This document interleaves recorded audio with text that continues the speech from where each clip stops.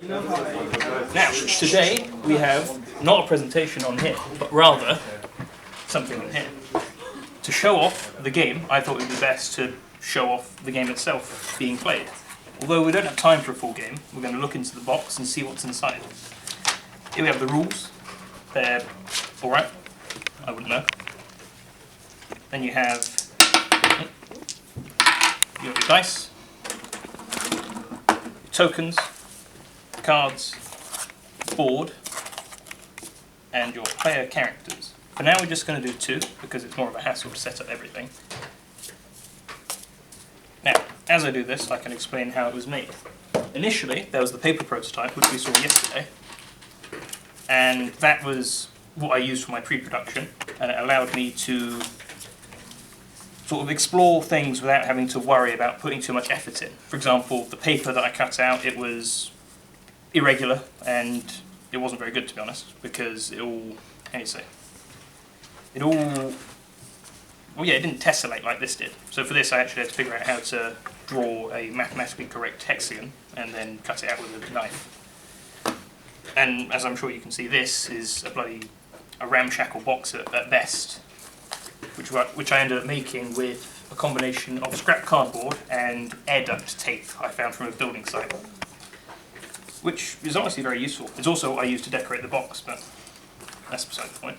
Now, for a game, each person gets 2 dice and 3 cards each. And with the flowcharts that we saw yesterday on the presentation, it would start with each person getting all their stuff. Then one person would make a bet. So for example, I would go, I'm putting 3 in, and then each person decides a move. So they would pick a card. So secretly, I would pick one of these, and this person would secretly pick one of them. So let's say they bet 2 because they're a schmuck.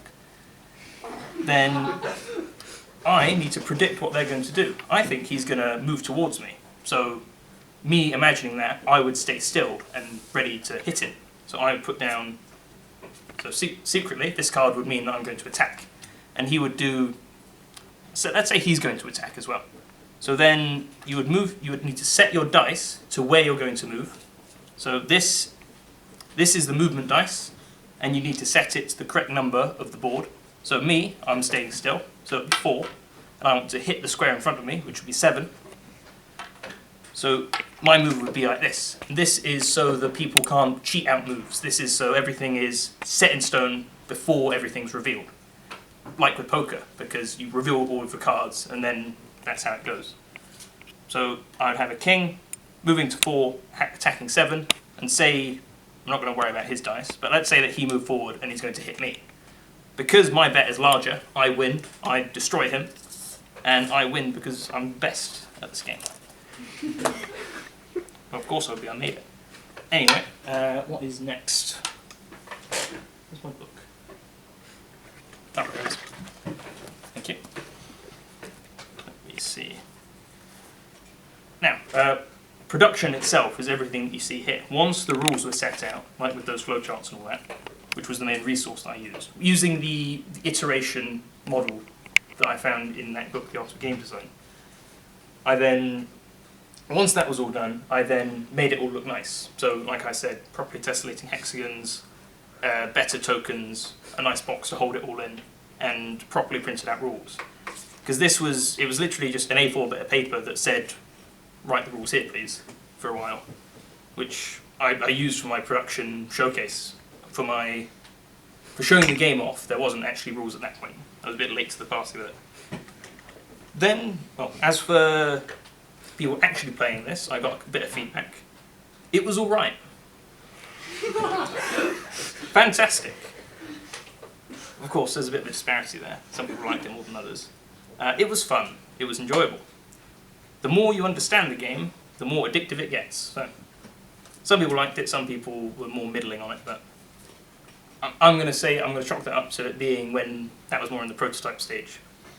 Because it's a 3-player game, so not many people are going to play it at once. And, well, as right at the beginning I said it was a finished game. The game does end once 6 rounds play out, because the idea is each round a person starts the bet, and that would go around. So in a 3-player game, I would do a bet, then the next person, then the next person, and then next turn, this person would do a bet, then this person, then me. So that needs to cycle twice for it all to be fair, because if you're the last person making a bet, you're at a bit of an advantage because you have the final say, for example, and that was something that I needed to look at. In fact, another development that was quite interesting was people moving to the same square. Some people here might know that. It was initially, you couldn't move to the same square, because I think it was a space problem. But now, because of pre-production, it developed so now people could move to the same square. It's just I needed to then alter it by having to allow people to attack the square they're on, which I thought was quite interesting in the way it developed. And that's about everything. Would there be questions, or do you think we've already exhausted them all? It was very well explained. Oh, thank you. I was a bit worried about it, if anything. So yeah, I think that's all.